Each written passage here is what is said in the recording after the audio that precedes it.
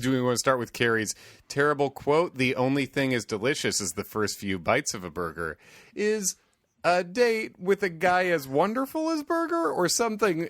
I'm missing the second half of that kind of because I was too busy barfing continuously. It was bad, dude. Holy shit. Maybe someone's kink is that they like these these weird burger puns. We should be smoking, not choking. It's fucking Don King. This is the second time I've brought up Don King this season, which is more than I thought I would. You replaced Tivo with Tivo. Shut the fuck up. Kevin and John have not had much going on for the last 20 years that they've been friends. Still they miss that hit show that was on HBO. But it's time to whip them cosmopolitans. Now they're just two dudes watching Sex in the City. And they're probably gonna miss the point. Cause they're Sex in the City, Sex in the City, Sex in the City. Do you have your sound effects at the ready? They are at the ready, and I've given them a little bit more power. Ooh. Hey everybody, welcome to Sex and the City.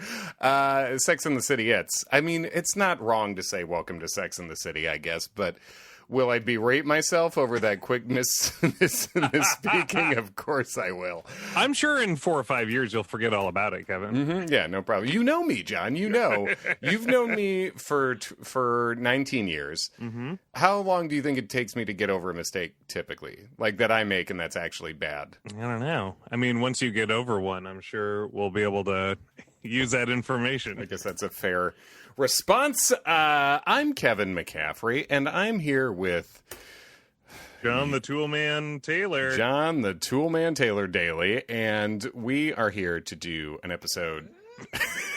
Do it again. We never get tired of the hurrah. A mighty hurrah to you, Kevin. I guess we're doing this a little early. Excuse me, could I have a glass of alcohol? I poured a shot and I forgot to put it in my drink, so it's just sitting here. I'm pouring Evan Williams whiskey into. I'm mixing with a little Reed's ginger beer tonight. Wow! What are you rocking? I'm praying at the altar, baby. Natural light, natter days. You're really rocking natter. I mean, I guess this has been each of our consistent things recently. These two kinds of you drinks. You can get like a 30-pack for $20, dude. Dude, that's a good... You guys are allowed to sponsor us. Why would you sponsor us when we're promoting you for free? That's a good question. I don't know. We're not good business people, but you are allowed to do it. John, this episode is called Great Sexpectations, and usually I like to do a game where I have you tell us what the episode was about based on the title. Oh, okay. Well, I actually don't know, Kevin, about that. I do know that they did reject a couple other titles. Sure. David Popperfield. Nice. David Cockerfield. Wow, that's a hat on a hat, I think. That's too many. It's too many, too right? Tricky. Yeah, David Cockerfield is... That's a joke after joke, but that's fine. So it was rejected, like you said, so that makes sense. It was too much. Oliver Twist the Shaft. Hand job. And then A Christmas Carol, a Hanukkah Linda, and a Kwanzaa Deborah, a holiday three-way. So it's a long one. It's a long one, but it's worth the journey, now, I feel like. It's a long one. Was that one of the rejected titles, too? If you want to get into deep cuts, Kevin, there's Rock Hard Times, and then Martin Come Guzzlewit. All right. So this was season 6, episode 2, Great Sexpectations. And it was directed by Michael Patrick King, written by Cindy Chupak, and this aired on June 29, 2003, and it sort of sputtered to a 5.82 rating, one of the lowest There's only 2 episodes after this in the final, 18 episodes that had lower ratings, and they were towards the very end, which is weird. Please do follow us on Instagram at Sex and the City. It's on Instagram. Please follow us on Twitter at Sex City It's Pod, and we have a YouTube channel we're putting a little more stuff up on if you want to watch. All right, let's get into, I'll do the HBO recap read. Despite some steamy public foreplay with Jack, Carrie discovers it's a lot colder between the sheets. Meanwhile, Samantha introduces the girls to a raw foods restaurant that features some hot takeout, and it does, John say, parentheses, the waiter. Miranda compares Steve to her new love, parentheses, Tivo, and Charlotte considers converting to not parentheses Judaism. John, I'm going to need a napkin to dry off my seat after, I don't know, fill in the blank, whatever your joke is here. Like, that was a fun quote that Samantha said, though, wasn't it? Dude, Samantha was on this whole episode. She was great. I mean, I know last week we talked about how she's sort of reverted back to her old self. Right. And I think like this is like a positive of that. We're seeing like, shit, yeah, man, she's like on fire the whole time. She's got jokes. She's hungry for sex in like a very Yes. positive way. Yeah. And she's firing on all cylinders as far as I can tell. So do you, who do we want to start with here? Do we want to start with a brunch? Do we want to start with, Carrie's terrible quote? The only thing as delicious as the first few bites of a burger is a date with a guy as wonderful as Berger or something. I'm missing the second half of that kind of because I was too busy barfing continuously. Mm-hmm. It was bad, dude. Holy shit. It's terrible. I do wonder because I think we're both, I'll say I couldn't help but wonder. I enjoy watching this show. I'll say that. That's not qualified. This isn't some sort of prison sentence or something. Yeah. Despite what you may have heard, I didn't hit a kid with my car. No, and have to do Sex in the City podcast. I'm no Matthew Broderick. Yeah. Mr. Carrie Bradshaw. I know we are not going to get her on this podcast now, but I enjoy this show, but there are lines like that I think are just clearly objectively so bad. I'm like, do they negate? Is it like a 1-to-1 thing where one good line negates a bad line, or is there one bad line that's so powerful, so raunchy, so decrepit and rotten that it sinks the whole thing for you? I'm just like, I don't know. They have to know it's bad, right? Or do they think that's good? I don't know. Maybe someone out there, maybe someone's kink is that they like these these weird burger puns. We should be smoking, not choking. It's fucking Don King. This is the second time I brought up Don King this season, which is more than I thought I would. You replace Steve-O with Tivo. Shut the fuck up. Anyway, where do we start, John? I think Sam's probably a good character, but instead of brunch this week, it's a dinner. It's pretty raw. It is raw. Well, I guess like before that, just really quick, Carrie. Let's start up with Carrie and then get to brunch or dinner and then move on. Sure. Carrie enjoys a burger while enjoying her burger. Mm-hmm. And then I did enjoy this because Berger is, I guess, a comedian or a comedy writer. He writes comics. But go ahead. He does, but then he said he was doing a set or something at a comedy club, and he got heckled by his own mother. Oh, I didn't hear that it was a comedy club thing. Well, I guess I didn't know. I mean, I guess it could have been a reading or something, but he got heckled by his mother, so Yes. I assumed it was during a comedy set. And it made me think, like, because I know you've had relatives that are like, have threatened to come down and heckle you while you have performed. Yes. And I think that's a thing most stand-up comics get is you get family or friends saying, invite me to your show, I'll heckle you, which is, I mean, we just don't literally have enough bandwidth for me to go into how fucking stupid that is because it's like, look, no one wants that first of all. Why you're telling me to invite you so you'll do something disruptive and bad and also not be funny at it. No heckler's ever been funny is the thing. They're terrible. And so that is a thing. My mom would never heckle me. I have noted when my mom's in the audience, and sometimes I'll ask her a question directly when she's in the audience. That's just good, clean fun everybody likes. But she knows not to pipe the fuck up when during my set. Oh my god! There you go. Headlines: Kevin tells mother to pipe down. Not what I said, and you can't even doctor the footage to make it sound like that. Yeah. So they have, but the point is they're having a good date at some sort of patisserie or something. I don't know what it is. Then they go to Bed Bath & Beyond. They're having fun at Bed Bath & Beyond, and this has made me think. This is like, wow, they really do connect because, like, I think if you connect with someone, if you're really into them, you can really have fun doing whatever. Yes, like going to totally. Bed Bath and Beyond is like oftentimes a chore. I think that's something you said that you and Kristen, your wife, have said before. Where just like everything, you've said something like everything can be a date, everything can be a first date, or something like that. Am I completely misremembering that? No. Okay. Yeah. No. That's accurate. Because we had a really good time.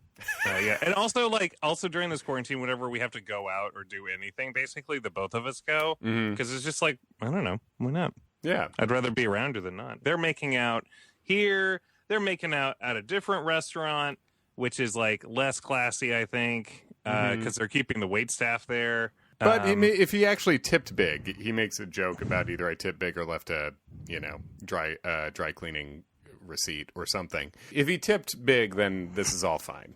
So, but John, there's a line that you haven't said yet that are you getting to? Do you know what I'm saying? Or did I? It's a very John Daly line where he said, "You like your beef," and you call him Jack Beef. Jack Beef. Yeah. You like your beef. Yeah, that was so weird. Why did he say that? It was a little. I don't know. It was a little. It's I not crossed the line in an inappropriate way, but in a flirt way, it was almost just like too graphic of a flirt. You know what I mean? You like your beef. Yeah, it was almost like a 70s porn line, which is not exactly premium flirt, I don't think, Watching people make out at a restaurant, is that sexy? I don't know. Is it sexy to make out at a restaurant? I don't think so. I think, John, these are all great questions. I think it's good when you can't stop, when you feel compelled to make out anywhere. I think that's a good sign for how you're vibing each other. But it crosses a line pretty quick to you're being showy about it as opposed to just going with the moment. And I do think they're getting showy and that is part of their problem throughout this episode. I guess we're just doing Carrie first, right? Because we still haven't worked our way up to the brunch break yet. Okay, the dinner break, yeah.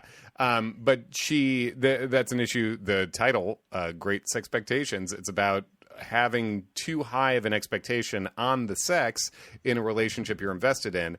And I sort of reference this we referenced this 3 episodes ago when Carrie went out to San Fran to meet up with Big, where it's just it's not good for sex to put too much on the moment and to act like everything has to lead up to this crescendo that's perfect in every way. And that's kind of what they're doing here. And I think this public makeout is part of that, where it's like, oh yeah, we can't keep our hands off each other. And I think it's a little showy. It's not just going with instinct. Yeah. Cause like, I don't know. I made out with someone once at one time at a bar, and I don't know. I don't What think bar? It was like Rumors. Hell yeah. It was probably not, I don't know, not great for everyone else involved, like everyone else at the bar. I don't know. Sure. Like, they don't want to see that. Well, was it a bunch of people at the bar that you also knew? I don't think so. I think we had like made our way to a stairway. Okay. But that's even more inconvenient. What if someone had to use a stairway? Yeah, don't get in the way. They see that and they're like, it would be the most inconvenient if you were making out on the ADA ramp. Sure.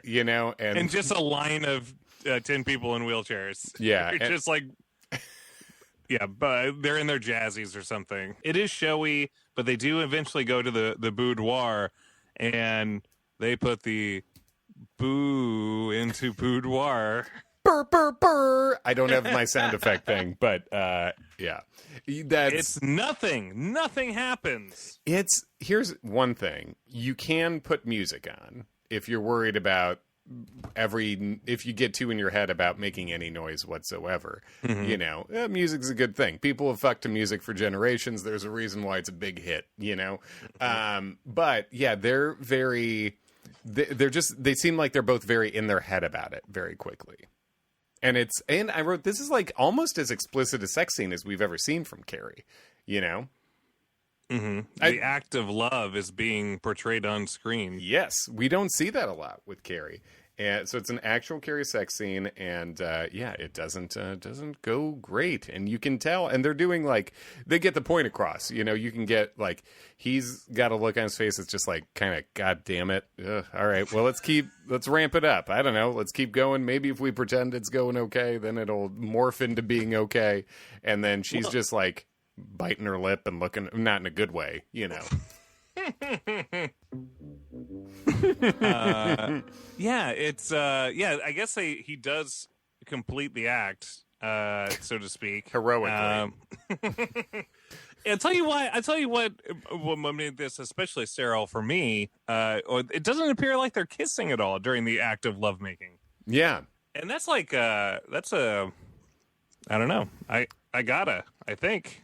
I think so too. I mean, should we try a challenge here? The don't making kiss love without kissing challenge? The Pretty Woman challenge, we'll call it. Sure. I think that's it. Yeah, I'll say it, John. I'm a kisser, and that's one of the few things you and I share, I guess. Like someone, God, could you imagine? Like oh man, Carrie came in for a kiss, and I fucking had to swat her away. No kissing. Why wouldn't you kiss someone? That's like, I don't know. It just seems like how do you get to this point without already kissing? Yeah. Like, why did you decide to stop kissing at some point? It is now other things are touching. We refuse to get our faces at each other anymore, and you don't have to be kissing the whole time. But yeah, check in. I'm afraid not. I'm afraid we're gonna have to agree to disagree. You kiss continuously, no matter what, from every position. Can't move my lips from her body. Yeah. You're doing some. This is like Twister rules. You're doing. These are Twister rules. Mm-hmm. You can't. Yeah. Your lips have to remain on in some way the whole time. Otherwise, what? You lose it. The sex is over. Okay. At that point, we go back to our respective corners. Yeah. And wait for the next round. Okay. Yeah, it's boring sex. They sell it, you know. So good for them. And then that brings us to dinner, right? Right, because then she has something to talk about. These boring people. These not the boring people. They're her friends. They go to a place called Raw. It's a gimmick restaurant. Sam sees something on the menu, or holding the menu, if you will, and it's a waiter, and she would like to bone him. Jason Lewis is the man's name. Guest star. Wow. What else has he been in, Kev? Fucking, you don't need to know. I did a quick scan, okay. I think, yeah. Oh, okay. He's still working, though, which is good. Yeah, good to hear. A lot of news at this. Charlotte's becoming a Jew, she announces. That's a big reveal for her. Here's a reveal. Charlotte's the funniest character now. I would say. Wow. I thought Sam did a lot of work on this one. Sam was very funny in this episode, too. I think just this season so far, and end of last season, Charlotte's transition, like her new relationship with Harry, she's just funny a lot more. It seems like she has a real character direction. And Charlotte's, I think this is the thing with Friends. If you're in a good mood about your own love life, you're much more enthusiastic and inquisitive about other friends' love lives, you know? Because if it's not going well for you, I feel like you're less enthusiastic. There could be jealousy, there could be bitterness, or it could just make you think about how things aren't working for you. But things are working for Charlotte, so when they talk about Carrie having her first hookup, she's like, oh, come on, it was their first time, and she really likes him. And Charlotte was really excited for her, which I thought was nice. Right. And then they talk about how it's like, first time's always weird, is what Charlotte says. And I think we've talked about that too, how the more you have sex with someone, the more you gain the XP in their sexual technique until you XP. Level up and right. Acquire new traits. Yeah. Yes. Yeah, you just you learn each other more. I think the first time is tough to pull off for everybody, you know. It shouldn't I think it shouldn't be something that takes like forever to be good. It should be good pretty quick, I think. Yeah. You know, and you can keep as you say, like adding new things or whatever, adding different turns and getting better at things. But you should still default. The first time should be good still though. And then it should get better. Not like, wow, this was something didn't happen. But I guess spoiler alert, it's fine. Nothing bad happened. It was just underwhelming. Yeah. All right, so that's where we are. Let's just do Sam really quick because I feel like her story is, I don't know, it's nice. It's an amuse-bouche, as was brought up. Yeah, he really pronounced it as amuse-bouche, which I don't know how much of a flub that was or how intentional. But also Samantha, while we're at it, when Carrie was saying that she was just they could tell the sex was underwhelming. She was like, couldn't find your clit? was Samantha's helpful suggestion. Yeah. Carrie's clit is in her armpit. Where did it go? Yes. But yeah, tell me about Sam's. Yeah. Well, she's lusting for a waiter. I want his broccoli rob or something. She doesn't. I want to rob his broccoli. Yeah, that's it. And she basically just eye fucks him for a while and is like, "Oh yes, I will fuck him." And then I noticed this. Did you notice this? And maybe because you were a waiter at one point in your life. Yeah. Olive Garden, baby. An OG guy. He keeps his stationery thing, whatever he's writing down the orders in, like tucked in the back of his pants. Yeah. Is that that's kind of gross, right? That's like down his ass. I used my normal pocket. Is the way I rolled. Yeah. Yeah. Uh-huh. So, that wasn't touching your, ass crack or anything. No. Right. But his was. And that, the food's not even cooked, Kevin. So those hands are touching his butt and then your food. Yeah, so he's not a good waiter, ultimately. He's a problematic employee, for sure. But he seems like a nice guy, and he seems to know the menu. And Sam's into the dude immediately and just, sex punning him up and being pretty aggressive, but having a good time. Then she does go out shopping with Carrie at some point, and we'll get to what Carrie's whole deal is there. But I don't know. I never know what the clip of the week is, Kevin. But this was my personal clip of the week. Sure. Sam she goes in and she's at the lingerie place and she's talking to Carrie, and then the person who works there comes up. She just turns from Carrie and says, "I need something that'll make a guy come in his pants the moment he sees it." And she's like, "All right, I gotcha." And then just goes away.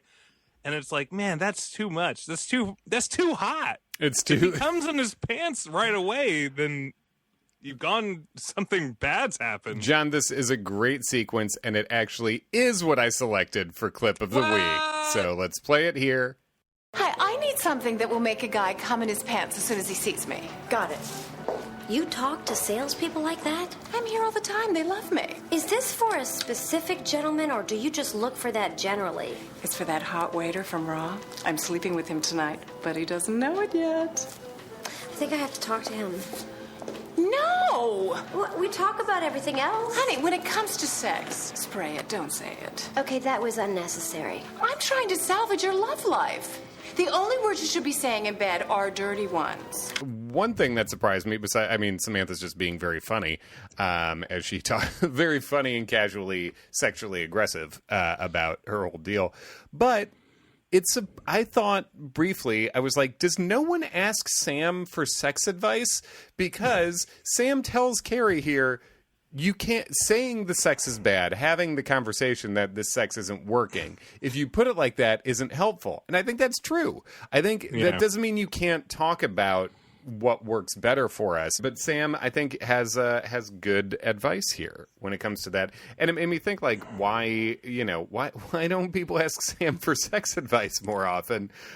This is pretty good. Also, this could have been a good episode of Carrie to ask each of the characters their own sex advice and get the real, different archetypical takes from each of them.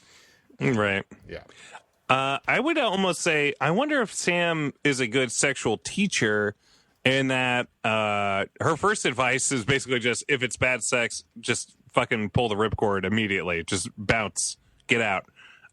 So I wonder if she's ever, really had to evolve a sex game up to something beyond what its initial thing. Because honestly, most times she doesn't even sleep with a guy twice. So it doesn't, it's good. Maybe you'll fuck him again in a couple months or something. But yeah, you don't need to even like go from good to great. It is what it is. That's a very good point, and part of why I think James Bond sucks at sex is he's never fucked anyone twice. It's like, yeah, he's really good at getting there, but then they're always gone or dead immediately afterwards. Like, no one fucks James Bond twice, so he's not good. I think you're not good at sex unless the lady wants to do it again. I think that's a good sort of barometer in general. And Samantha says, fuck me badly once, shame on you. Fuck me badly twice, shame on me. I love when George W. Bush tried to say that, and he was like, fuck me bad once, shame on you.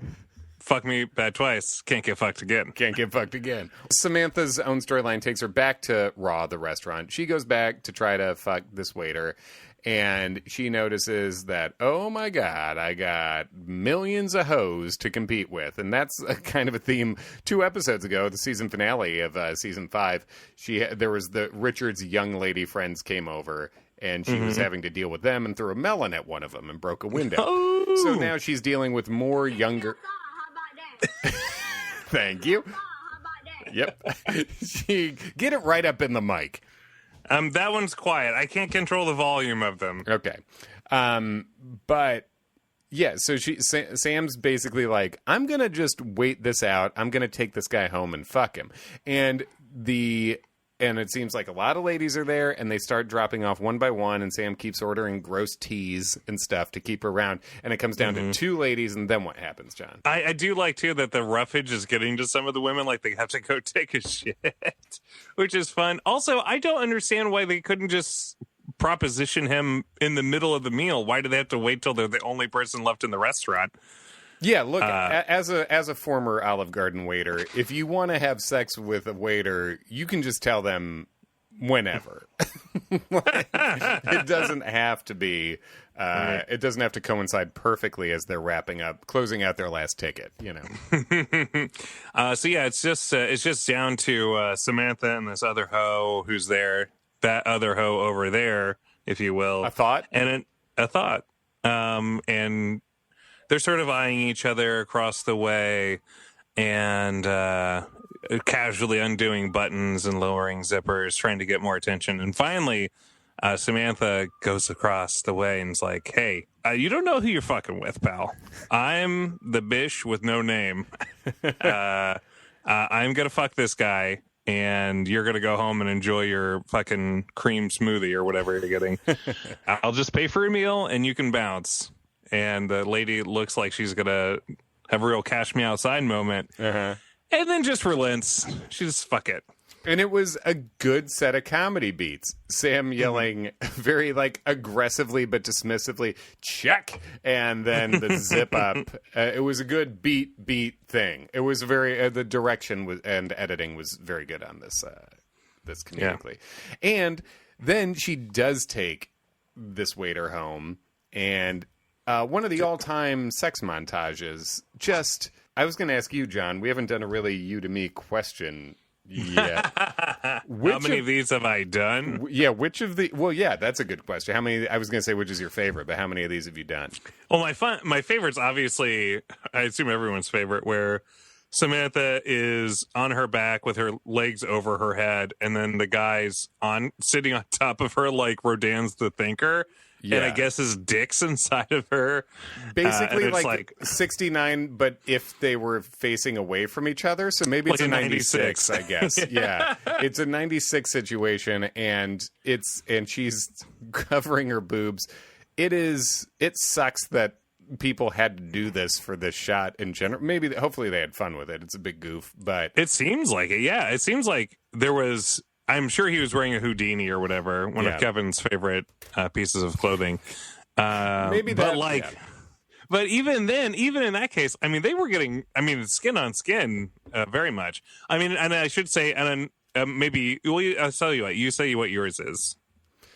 My favorite. Also, when they put the chair on the bed was a pretty funny thing. Yes, for comedically, for silver medal, would have been the chair. Bringing a chair onto the bed, as we all know, is wildly unstable. It's wildly unstable, and at first it's like, all right, this is just comedic. And then they stayed on it for a second, and I was like, wait a second. Well, I mean, having a seated position's cool, and then you have the extra bounce from being on the mattress. So, okay. See, fucking on a chair, I think, is cool, but with the mattress, I think is like less cool. Well, you don't know until you try. Yeah, I don't. I must say, I have not tried putting a chair on the bed. I just like the idea that they're like, all right, let's stop what we're doing right now. I gotta to come with me on this one. I'm gonna put the chair on the bed.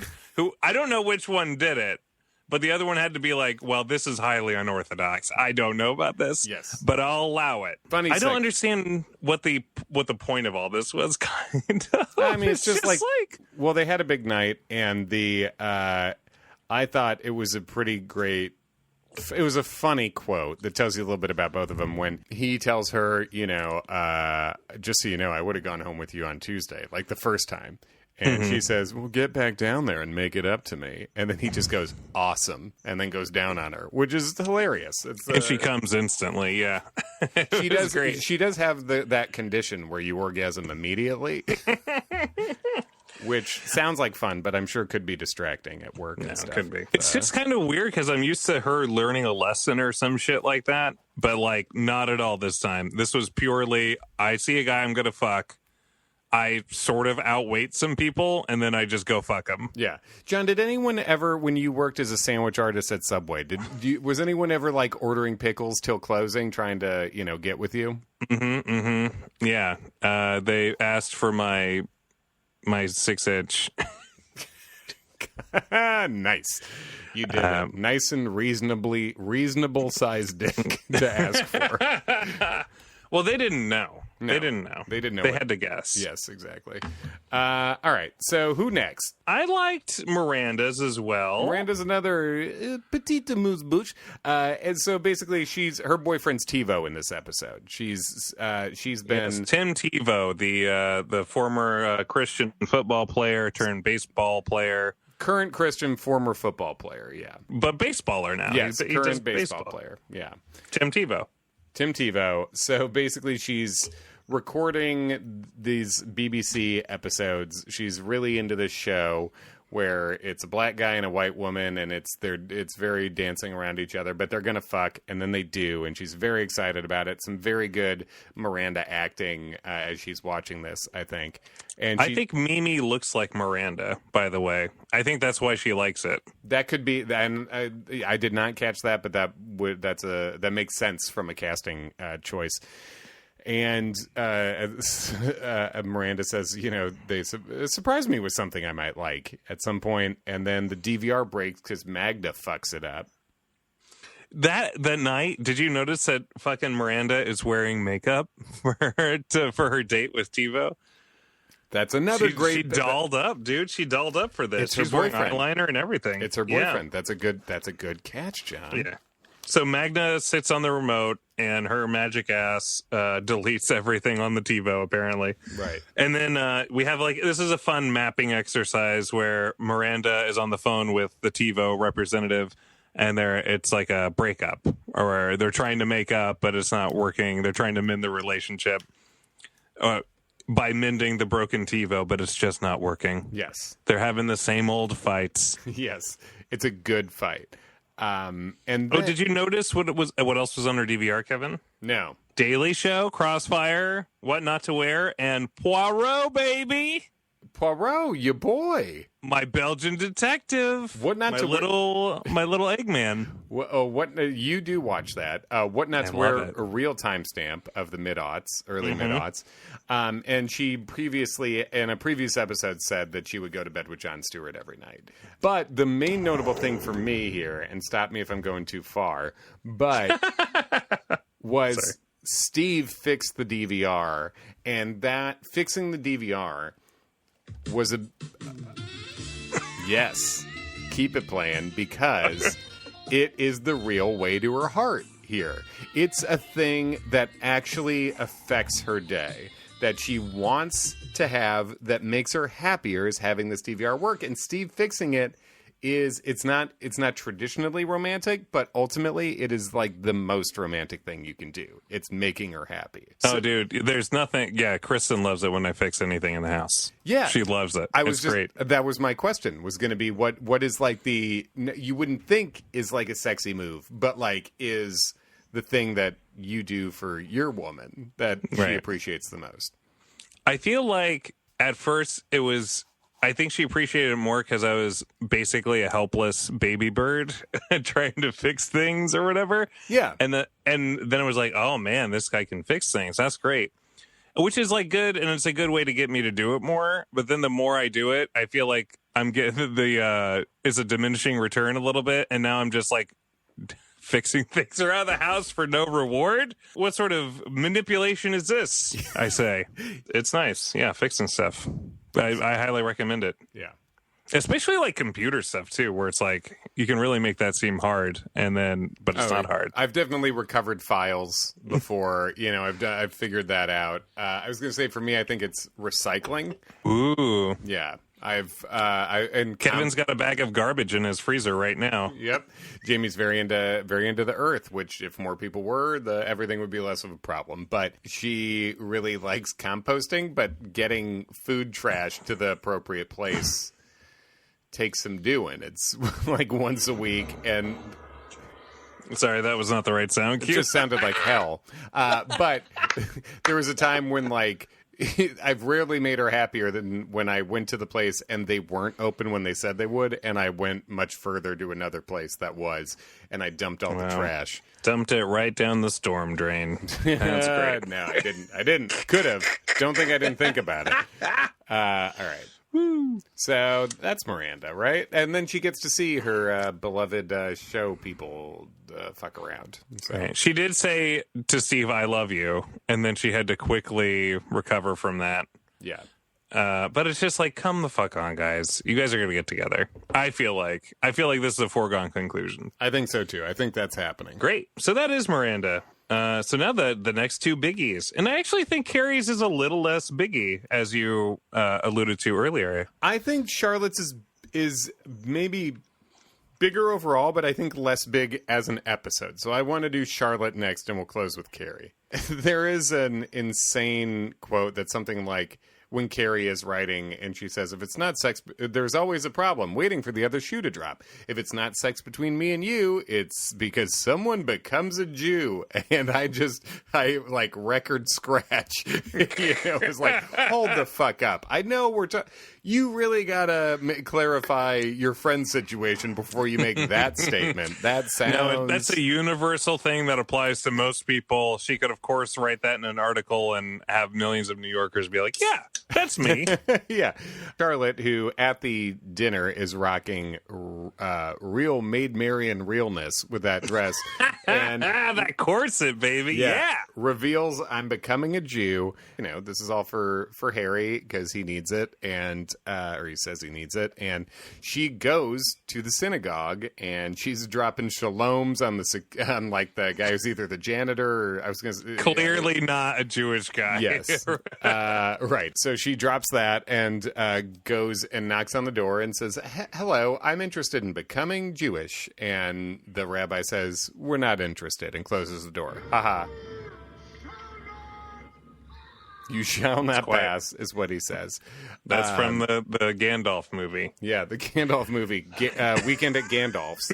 And she knocks again, and a different Jewish man comes to the door. What kind of Jewish party are they having back there in the synagogue room? You probably don't know this, but at most synagogues, it's a rule that one Jewish man can't answer the door twice in a row. I mean... From what they're saying otherwise here, maybe, So this guy also slams the door on her, and she says, like, I'm sorry, there was a very rude man here a minute ago. The most Episcopalian she can possibly be in this house of Jewish worship. And then she eventually does go home, talks to Harry, and Harry says, no, it's tradition. They turn you down 3 times to make sure you're serious. Unbelievable. Is this real? Do we think Catholics / lapsed Catholics talking? Is this a real thing? Jews in our listening audience, can you please tell us if this is if this is a real thing for people trying to convert? Is it tradition that people are rejected 3 times? That seems. It seems hard to absorb more people with that, but I guess you want the people that are very serious. But also, if it's like commonly known that this happens, then it would deflect no one, basically, because the people would just go again twice. This whole door thing at the beginning is it seems like it's like Alice in Jewland, I guess, where it's like she's very pure and like, I don't know anything about this crazy world, and then like different people are answering the door. What's this? Definitely like a fairy tale process. You know, a true hero's journey, overcoming all these obstacles. Right. So she's a stranger in a strange land, but once Harry tells her that these people have rules or something, she's like, oh, rules? Oh, I'm a tight-ass white lady. I know about rules, so I can play this fucking game. And that was pretty good, where she's like, oh, yeah, rejecting people 3 times to make sure they want it? That's my whole life, bitch. Like, when she goes alpha on that was fun. So she decides to go back with a bottle of kosher wine, and that's great. And then the first old Jewish man answers the door and rejects her again. And I don't know if you count the first, when she's there the first time and gets the door slammed on her twice, if that counts as 2 times. To me, that's 2. I guess this is a separate trip, but I don't know. I guess so. That would have been time number 3. So she should have been like, well, I've been rejected 3 times. I should just, and she does. She just goes in. Because the guy's wife, presumably his wife, I don't know. Yes. Maybe it's his lover or something. Let me drop something in before this, though. She's talking to Harry, and she's getting undressed and looking hot, of course. She's telling Harry about this, and he says, I love you for doing that, which that's all, okay, fair. That's fair play. But then he says, I don't care what any rabbi says. You're my chosen person. No. That yeah. She's not, because that's the whole reason she has to go through this fucking rigmarole is because you are not saying she's your chosen person unless she gets arbitrarily blessed by these other people who you don't know, but who are of your same chosen faith. So, I mean, that line sucks to me. That line made me me angry at Harry. I guess, what Harry says in the lead up to sex or right before he blows his load, none of it matters. Honestly, if you can see a square foot of Charlotte's skin, Harry cannot be trusted, basically.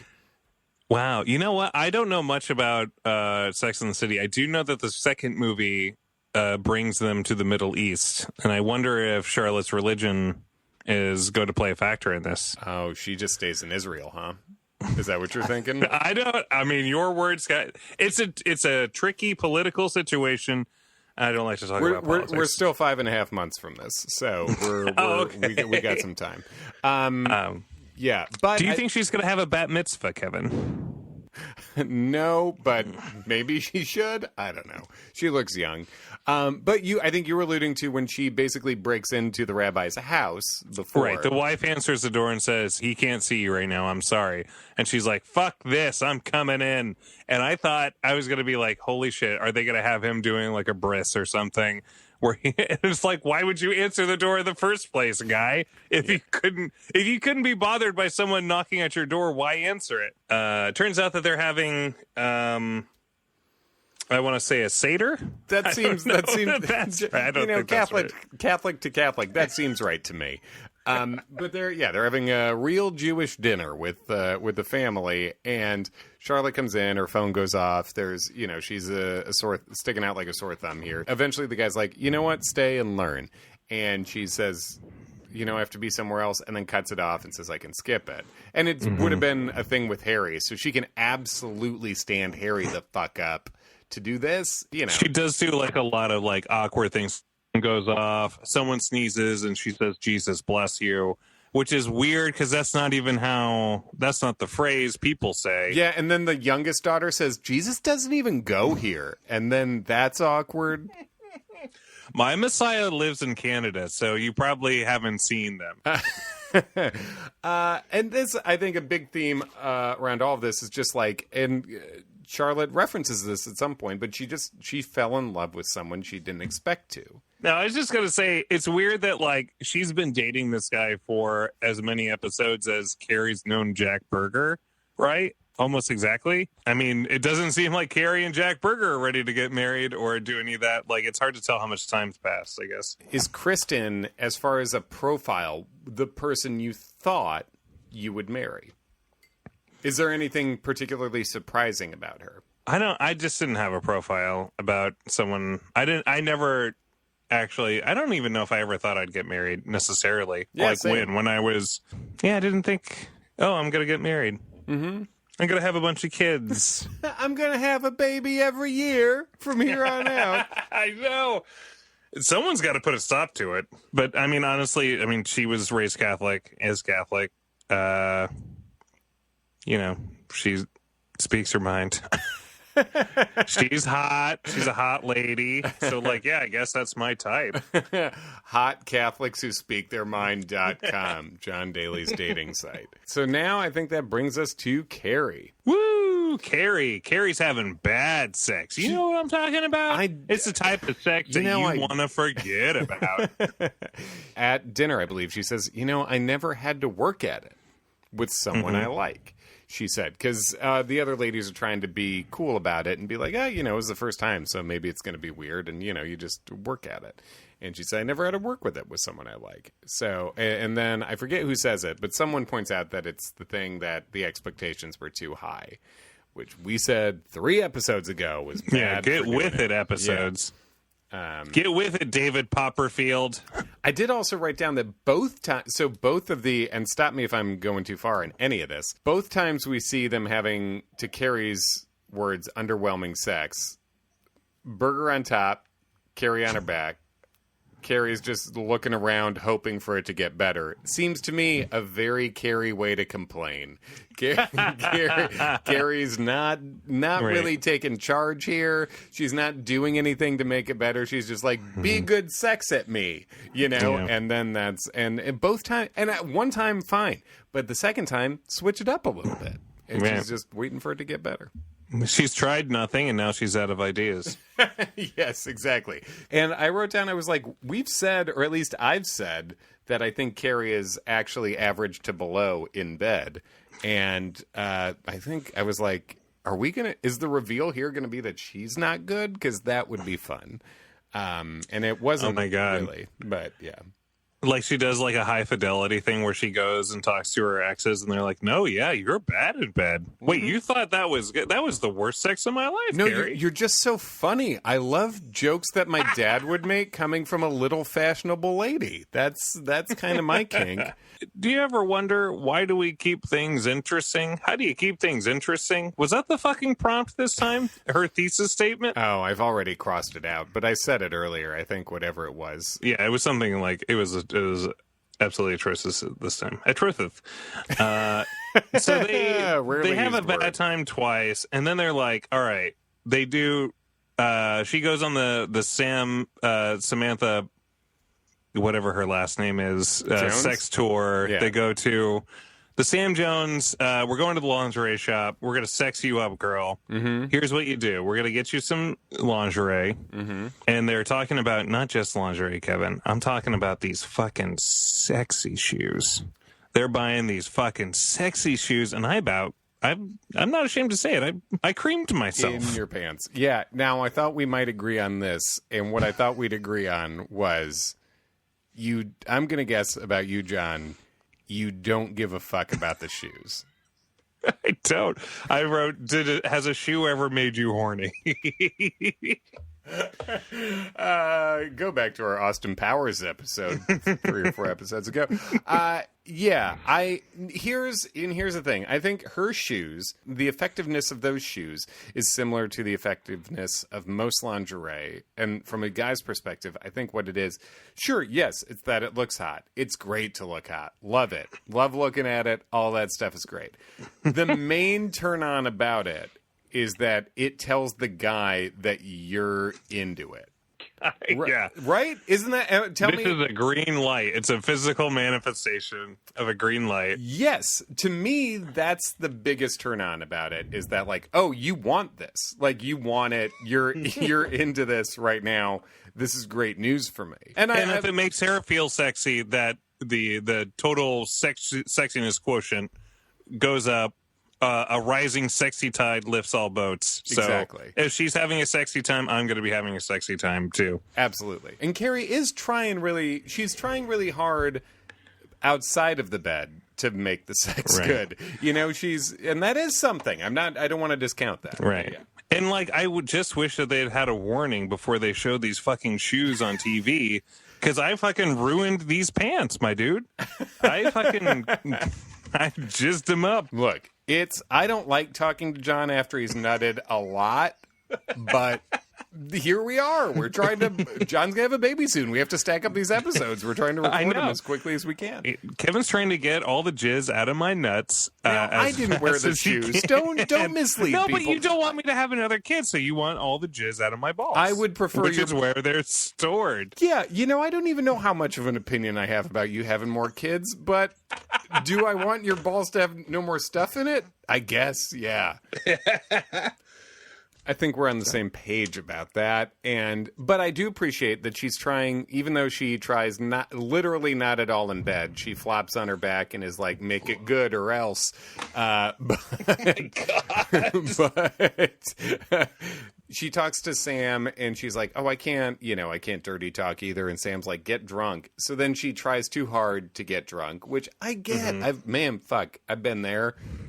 Sure. Most nights. I've been there while we're doing this podcast right now. I get it. Getting too drunk. I understand. Too drunk. I have 8 shots of liquor every day.